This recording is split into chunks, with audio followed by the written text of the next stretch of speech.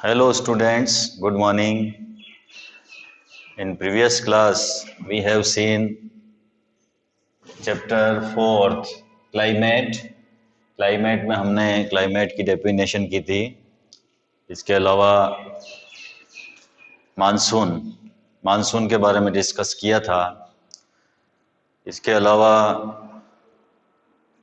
Climatic conditions जो है उसके बारे में भी देखा था इंडिया की। आज की क्लास में हम factors affecting India's climate, India की क्लाइमेट को अफेक्ट करने वाले जो फैक्टर्स हैं उनके बारे में हम डिस्कस करेंगे।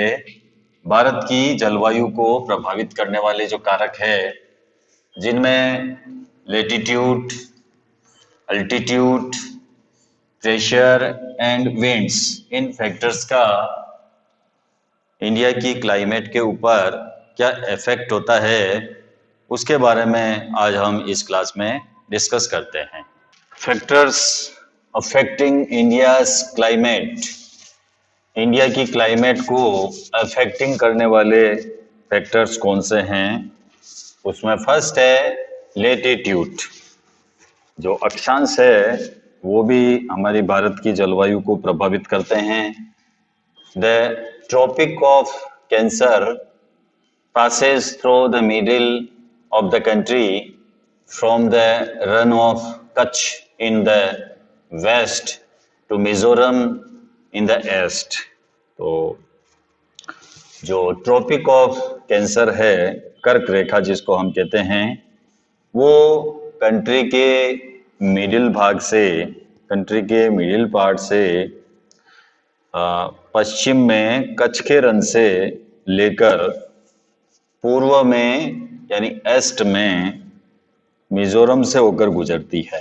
जो ट्रॉपिक ऑफ कैंसर है वो हमारे कंट्री के मिडिल में जो कच्छ का रन है वहां से ईस्ट में जो मिजोरम है वहां तक वो गुजरती है।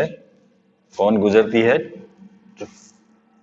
ट्रॉपिक ऑफ कैंसर यानी कर्क रेखा। कर्क रेखा जो है जिसका मार्ग जो है वो कच्छ के रन से लेकर मिजोरम तक है। Almost half of the country lying south of the tropic of cancer, और कंट्री का जो आधा भाग है, हाफ ऑफ द कंट्री, वो कहां पर है? ट्रॉपिक ऑफ कैंसर के दक्षिण में स्थित है। यानी देश का लगभग आधा भाग जो है वो कर्क रेखा के दक्षिण में स्थित है। Belongs to the tropical area, ये जो एरिया है वो ट्रॉपिकल एरिया है। यानी ट्रॉपिक ऑफ कैंसर वाला जो साउथ का पार्ट है वो ट्रॉपिकल एरियाज है, ट्रॉपिकल एरिया से बिलोंग करता है। ट्रॉपिकल का मतलब है उष्ण, जहां पर गर्म जलवायु होती है, टेम्परेचर ज्यादा होता है। तो ये जो आधा भाग है कंट्री का वो ट्रॉपिक ऑफ कैंसर के साउथ साइड में है और वो बिलोंग्स करता है ट्रॉपिकल एरिया से, उष्ण कटिबंधीय क्षेत्र है। ऑल द रिमेनिंग एरिया, और कंट्री का जो रिमेनिंग एरिया है north of the tropic lies in the sub tropics, और इसके अलावा कर्क रेखा के उत्तर में स्थित शेष भाग जो है वो सब ट्रॉपिक्स एरिया का है। यानी उपोष्ण कटिबंधीय, सब ट्रॉपिक्स कहते हैं उपोष्ण कटिबंध। Therefore, इसलिए India's climate has characteristics of tropical as well as sub tropical climates. तो इसी कारण से इंडिया की क्लाइमेट में उष्ण कटिबंधीय जलवायु और उपोष्ण कटिबंधीय जलवायु यानी दोनों कैरेक्टरिस्टिक्स इसमें पाई जाती है। कैरेक्टरिस्टिक्स कौन सी, एक तो tropical as well as sub tropical climates जो है हमारे यहाँ इंडिया में पाया जाता है। इंडिया की जो क्लाइमेट है उसकी जो कैरेक्टरिस्टिक्स है वो है tropical as well as sub tropical. ये तो है लेटीट्यूड। अब हम एल्टीट्यूड के बारे में देखते हैं। India has mountains to the north, north की साइड में इंडिया में माउंटेन्स है which have an average height of about 6000 metres, जिनकी एवरेज हाइट जो है, औसत ऊंचाई जो है वो 6000 मीटर्स है। India also has a vast coastal area. इसके अलावा भारत में वास्ट कोस्टल एरियाज भी है where the maximum elevation is about 30 metres. तो यहाँ पर तटीय क्षेत्र भी है जहां अधिकतम ऊंचाई जो है वो लगभग 30 मीटर्स है। The Himalayas prevent the cold winds from central Asia from entering the sub continent. और हमारे भारत में हिमालयाज है, हिमालय पर्वत है, जो क्या करता है, जो सेंट्रल एशिया से जो कोल्ड विंड्स आती है उसको वो प्रिवेंट करता है, रोकता है। यानी भारतीय महाद्वीप में प्रवेश करने वाली जो ठंडी हवाएं हैं मध्य एशिया से आती है और हमारे भारतीय उपमहाद्वीप में प्रवेश करती है, उनको ये हिमालय प्रिवेंट करता है, रोकता है। तो जो कोल्ड विंड्स है from central Asia from entering the sub continent, हमारा जो सब कंटिनेंट है भारतीय उपमहाद्वीप है उसमें एंटरिंग से वो प्रिवेंट करता है। किसको करता है? कोल्ड विंड्स को। कहां से आती है? सेंट्रल एशिया से। सेंट्रल एशिया से जो कोल्ड विंड्स आती है हमारे सब कंटिनेंट में, उसको एंटरिंग करने से हिमालय प्रिवेंट करता है। It is because of these mountains that this subcontinent experiences comparatively milder winters as compared to Central Asia। इन्हीं पर्वतों के कारण, इन माउंटेन्स के कारण इस क्षेत्र में मध्य एशिया की तुलना में जो है वो ठंड कम पड़ती है हिमालय के कारण, क्योंकि ठंडी हवाएं जो आती है सेंट्रल एशिया से उसको वो एंटरिंग होने से प्रिवेंट कर लेता है। तो इसके कारण हमारे यहाँ पर मध्य एशिया की तुलना में ठंड कम पड़ती है। प्रेशर एंड विंड्स, इसके अलावा हमारे इंडिया के क्लाइमेट को इफेक्ट करने वाले जो अनदर फैक्टर्स है, प्रेशर एंड विंड्स, वो भी जो है हमारी जलवायु को प्रभावित करते हैं। The climate and associated weather conditions in India are governed by the following atmospheric conditions। Bharat में जलवायु सहयोग तथा संबंधित मौसमी अवस्थाएं जो है फॉलोइंग वायुमंडलीय अवस्थाओं से संचालित होती है। जो फॉलोइंग एटमॉस्फेरिक कंडीशंस है उसके द्वारा गवर्न होती है। क्या होती है? जलवायु और उससे संबंधित जो मौसमी अवस्थाएं हैं, climate and associated weather conditions in India. हमारे इंडिया में जो वेदर कंडीशंस है, क्लाइमेट है, वो गवर्न होता है बाय एटमॉस्फेरिक कंडीशंस। जो एटमॉस्फेरिक कंडीशंस है उसके द्वारा वो गवर्न होता है। तो प्रेशर एंड सरफेस विंड्स, एक तो वायुदाब और धरातल पर चलने वाली जो विंड्स है, सरफेस के ऊपर चलने वाली जो विंड्स है उसके द्वारा अपर एयर सर्कुलेशन और ऊपरी वायु परिसंचरण, western cyclonic disturbances and tropical cyclones, पश्चिमी चक्रवात, पश्चिमी चक्रवाती विक्षोभ, उष्णकटिबंधीय चक्रवात, ये भी जो है हमारे जलवायु को और उससे संबंधित जो वेदर कंडीशंस है उसको ये अफेक्ट करते हैं। India lies in the region of north easterly winds. तो भारत में उत्तर पूर्वी व्यापारिक पवनों वाले क्षेत्र जो है स्थित है। इंडिया जो है कहाँ लाई है? India lies in the region of north easterly winds, यानी उत्तर पूर्वी व्यापारिक पवनों वाले क्षेत्र में इंडिया जो है वो स्थित है। These winds originate from the subtropical high pressure belt of the northern hemisphere। और ये जो विंड्स है, ये विंड्स उत्तरी गोलार्ध के उपोष्ण कटिबंधीय उच्च दाब पट्टियों से जो है ओरिजिनेट होती है, उत्पन्न होती है। ये जो विंड्स है, दीज विंड्स ये ओरिजिनेट होती है from the sub tropical high pressure belt of northern hemisphere. Northern hemispheres के जो सब ट्रॉपिकल हाई प्रेशर बेल्ट है, वहां से ये विंड्स जो है ओरिजिनेट होती है, उत्पन्न होती है। They blow southwards get deflected to the right due to the Coriolis force.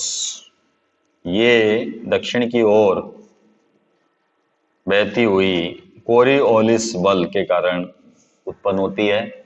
The blow southwards get deflected to the right due to the Coriolis force and move towards the equatorial low pressure area.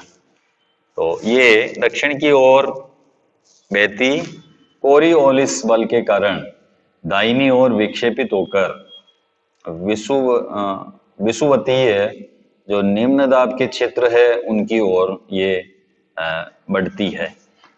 Generally these winds carry little moisture as they originate and blow over land. तो these winds carry little moisture, तो इन winds में नमी की मात्रा जो होती है वो बहुत कम होती है, लिटिल मॉइस्चर होता है।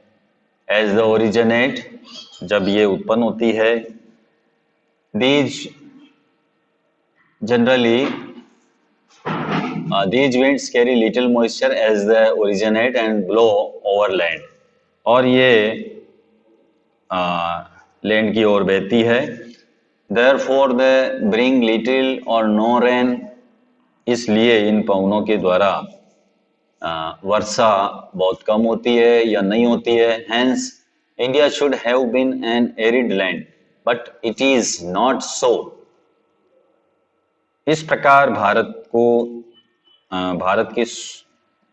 की जो जलवायु है वो शुष्क होती है, नहीं शुष्क होनी चाहिए लेकिन ऐसा नहीं है। Hence India should have been an arid land। तो भारत को जो है शुष्क क्षेत्र होना चाहिए, but it is not so, लेकिन ऐसा नहीं है। ऐसा क्यों नहीं है? लेट अस सी व्हाई, हम देखते हैं। कोरियोलिस फोर्स क्या है, सबसे पहले वो देखेंगे हम। तो कोरियोलिस फोर्स जो है कैसे उत्पन्न होता है? An apparent force caused by the earth's rotation। तो पृथ्वी के घूर्णन के कारण, रोटेशन के कारण उत्पन्न आभासी बल को हम कोरियोलिस फोर्स कहते हैं। An apparent force caused by the earth's rotation, earth के रोटेशन से जो आभासी बल उत्पन्न होता है उसको हम कोरियोलिस फोर्स कहते हैं। The Coriolis force is responsible for deflecting winds towards the right in the northern hemisphere and towards the left in the southern hemisphere. तो इस बल के कारण जो विंड्स है पवने उत्तरी गोलार्ध में दाहिनी ओर और दक्षिणी गोलार्ध में बाईं ओर चलती है। किधर चलती है? ये जो विंड्स चलती है कोरियोलिस फोर्स के कारण, winds toward the right in the northern hemisphere and towards the left in the southern hemisphere। यानी ये जो पवने हैं उत्तरी गोलार्ध में दाहिनी ओर चलती है और दक्षिणी गोलार्ध में बाईं ओर चलती है, और इसी को हम क्या कहते हैं? This is also known as Ferrel law. इसको हम फेरल का नियम भी कहते हैं। The pressure and wind condition over India are unique। तो भारत की वायु दाब और पवन तंत्र जो है वो क्या है? यूनिक है, अद्वितीय है। ड्यूरिंग विंटर के दौरान there is a high pressure area north of the Himalayas. Himalayas का जो नॉर्थ एरिया है वहां पर हाई प्रेशर उत्पन्न हो जाता है ड्यूरिंग विंटर के दौरान। Cold dry winds blow from these regions to the low pressure areas over the ocean to the south। और कोल्ड ड्राई जो होती है, कोल्ड ड्राई विंड्स जो होती है वो चलती है फ्रॉम दिस रीजन्स, इस रीजन से to the low pressure area. जो लो प्रेशर एरिया है उधर इस प्रकार की जो कोल्ड ड्राई विंड्स है वो चलती है। ये हवाएं ठंडी शुष्क हवाएं जो होती है दक्षिण में निम्न दाब वाले महासागरीय क्षेत्र के ऊपर से बहती है इन समर, और गर्मी में ग्रीष्म ऋतु में low pressure area develops over interior Asia as well as over north western India. और इन समर आंतरिक एशिया, उत्तरी पूर्वी भारत के ऊपर लो प्रेशर उत्पन्न हो जाता है। This causes A complete reversal of the direction of winds during summer. तो इसके कारण गर्मी के दिनों में वायु की दिशा पूरी तरह से चेंज हो जाती है, बदल जाती है। Air moves from the high pressure area over the southern Indian ocean. Air moves, जो हवा है, वायु दक्षिण में हिंद महासागर के उच्च दाब वाले क्षेत्र से किधर बहती है? दक्षिण में सदर्न इंडियन ओशन यानी दक्षिणी पूर्वी दिशा में बहते हुए in south easterly direction crosses the equator. दक्षिणी पूर्वी दिशा में बहते हुए विषुवत रेखा को पार करके दाहिनी ओर मुड़ते हुए ये भारतीय महाद्वीप में स्थित निम्न दाब की ओर ये बहने लग जाती है। These are known as the south west monsoon winds, और इन्हें हम दक्षिण पश्चिम मानसून पवनों के नाम से भी हम जानते हैं। These winds blow over the warm oceans, gather moisture and bring widespread rainfall over the mainland of India। और ये जो winds है, these winds blow over the warm oceans। जो वार्म ओशियंस है, जो गर्म महासागर है के ऊपर से बहती है। जो वार्म ओशियंस है, गर्म महासागर है, उष्ण महासागर है, उनके ऊपर से बहती है और गैदर मॉइस्चर को गैदर कर लेती है, नमी ग्रहण कर लेती है, and bring wide spread rainfall over the mainland of India. और भारत की मुख्य भूमि के ऊपर ये रेन करती है, वर्षा करती है। The upper air circulation in this region is dominated by a westerly flow। इस प्रदेश में ऊपरी वायु परिसंचरण पश्चिमी प्रवाह के प्रभाव में रहता है, and an important component of this flow is the jet stream. और इस प्रवाह का मुख्य जो कंपोनेंट्स है वो जेट धारा है, जेट स्ट्रीम है। जेट स्ट्रीम क्या है वो हम इस बॉक्स में देखते हैं। These are a narrow belt of high altitude, above 12,000 meter westerly winds in the troposphere। ये एक संकरी पट्टी में स्थित क्षोभ मंडल में अत्यधिक ऊंचाई वाली यानी 12,000 मीटर से भी अधिक पश्चिमी हवाएं होती है। ये वेस्टर्ली विंड्स है, नैरो बेल्ट वाली। These are a narrow belt of high altitude westerly winds in the troposphere। Troposphere में अत्यधिक ऊंचाई पर यानी 12,000 मीटर से भी अधिक वाली ये पश्चिमी हवाएं होती है। Their speed varies from about 110 kilometers per hour in summer to about 184 kilometer per hour in winter। तो ये जो विंड्स है इनकी जो स्पीड है वो गर्मी में 110 किलोमीटर प्रति घंटा होती है और सर्दी में 184 किलोमीटर प्रति घंटा इनकी स्पीड होती है। A number of separate jet streams have been identified. बहुत सी अलग अलग जेट धाराओं को आइडेंटिफाई किया गया है।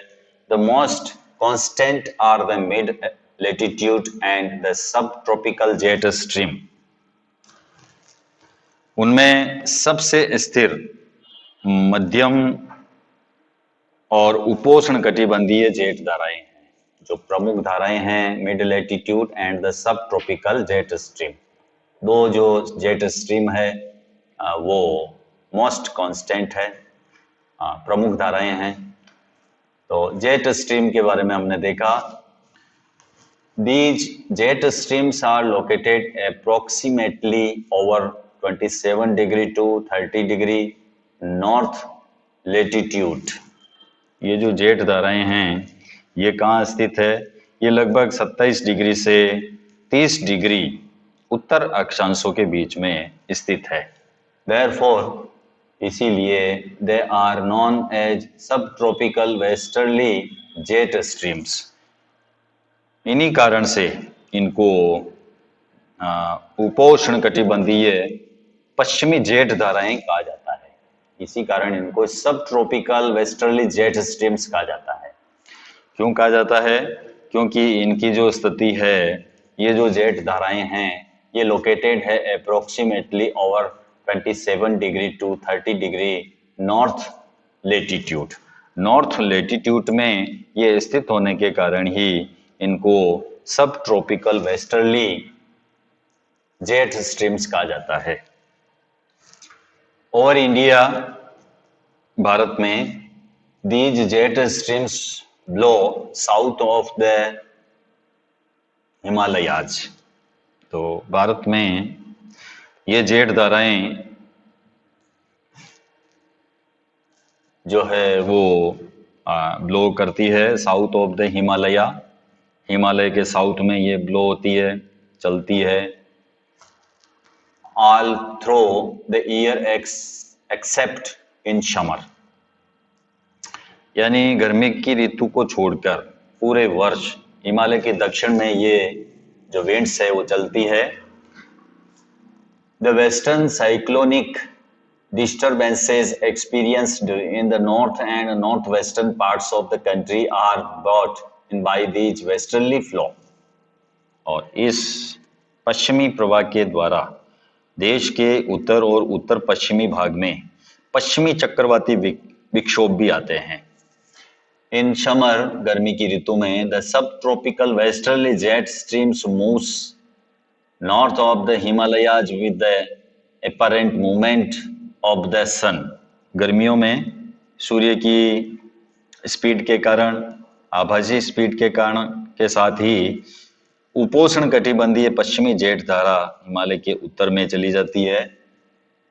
An easterly jet stream called the sub tropical easterly jet streams blow over peninsular India.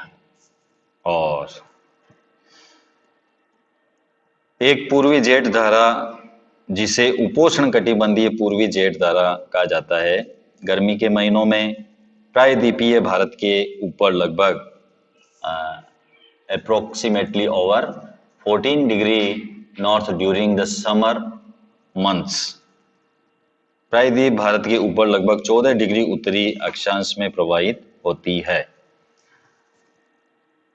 Western cyclonic disturbances क्या है, वो भी हम देख लेते हैं।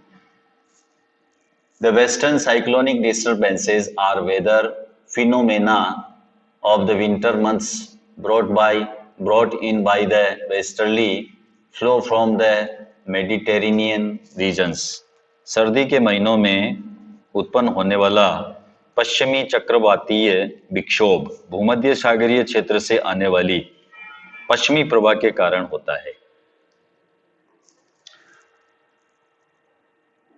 They usually influence the weather of the north, और ये नॉर्थ का जो वेदर है उसको यूजुअली इन्फ्लुएंस करता है, and north western regions of India, और इंडिया के जो नॉर्थ वेस्टर्न रीजन्स है वो भी इससे प्रभावित होते हैं। Tropical cyclones occur during the monsoon, उष्ण कटिबंधीय चक्रवात मानसूनी महीनों के साथ साथ as well as in October November and are part of the easterly flow. तो इन महीनों के साथ अक्टूबर नवंबर महीनों में आते हैं, और ये and are part of the easterly flow. These disturbances affect the coastal regions of the country, और कंट्री के जो कोस्टल रीजन्स है उनको ये अफेक्ट करते हैं। Have you read or heard about the disasters caused by them on Orissa and Andhra Pradesh coast? तो आंध्र प्रदेश और उड़ीसा के जो कोस्टल एरियाज है वहाँ पर इस प्रकार के डिस्टर्बेंस आते हैं, तो उनके बारे में आपने सुना होगा। तो नेक्स्ट हमारा टॉपिक द इंडियन मानसून, जिसका हम नेक्स्ट क्लास में डिस्कस करेंगे। Thank you, have a nice day.